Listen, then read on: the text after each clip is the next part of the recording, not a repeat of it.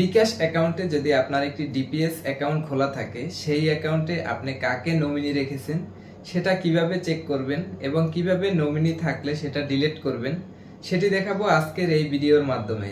চলুন শুরু করা যাক ভিডিওটি। আপনি যদি আমার চ্যানেলে নতুন হয়ে থাকেন তাহলে অবশ্যই আমার চ্যানেলটি সাবস্ক্রাইব করে দিবেন এবং একটি লাইক দিতে ভুলবেন না। মোবাইলের স্ক্রিনে আসার পরে চলে যাব এখান থেকে বিকাশ অ্যাপসে। বিকাশে আসার পরে এখানে একটি সেভিংস নামে একটি অপশন পেয়ে যাব। সেই অপশনটিতে একটি ক্লিক করে দিব। এটাতে ক্লিক করার পরে এখানে কিন্তু আপনার যদি কোনো সেভিংস অ্যাকাউন্ট খোলা থাকে তাহলে কিন্তু এখানে দেখাবে সচল। তো এটার উপরে একটি ক্লিক করে দেব। এখানে ক্লিক করার পরে এখানে ডিপিএস দেখাবে, সেটার উপরে আবার একটি ক্লিক করে দিব। এটার উপরে ক্লিক করার পরে আপনার যে কিস্তিগুলো জমা দিয়েছেন বা ডিপিএসে যে অ্যামাউন্টটা জমা দিয়েছেন সেই অ্যামাউন্টটা কিন্তু এখানে দেখাবে।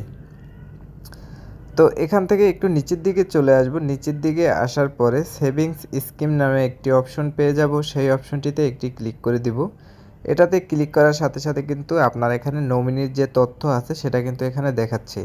তার এনআইডি নাম্বারটি দেখাচ্ছে এবং জন্ম তারিখ দেখাচ্ছে। তো সম্পর্ক কি হয় আপনার সেটাও কিন্তু এখানে দেখাচ্ছে। তারপর এখান থেকে আপডেট অপশনে যদি একটি ক্লিক করে দেয়, আপডেটে ক্লিক করার পরে কিন্তু এখানে আবার ম্যানেজ করুন নামে একটি অপশন পেয়ে যাবেন। সেখানে একটি ক্লিক করে দিব। এখানে ক্লিক করার পরে কিন্তু আপনি যদি চান এই অ্যাকাউন্ট এখান থেকে বাদ করে দিবেন তাহলে কিন্তু বাদ দিন যে অপশনটি আছে সেটাতে একটি ক্লিক করে দিবেন। এটাতে ক্লিক করার সাথে সাথে কিন্তু এই নমিনি আপনার এখান থেকে কিন্তু বাদ হয়ে যাবে। তো এখানে আপনারা চাইলে কিন্তু ডিলিট করে আবার নতুন করে নমিনি অ্যাড করতে পারেন। মূলত এই ছিল আমার আজকের ভিডিওটি ভালো লাগলে অবশ্যই চ্যানেলটি সাবস্ক্রাইব করতে ভুলবেন না।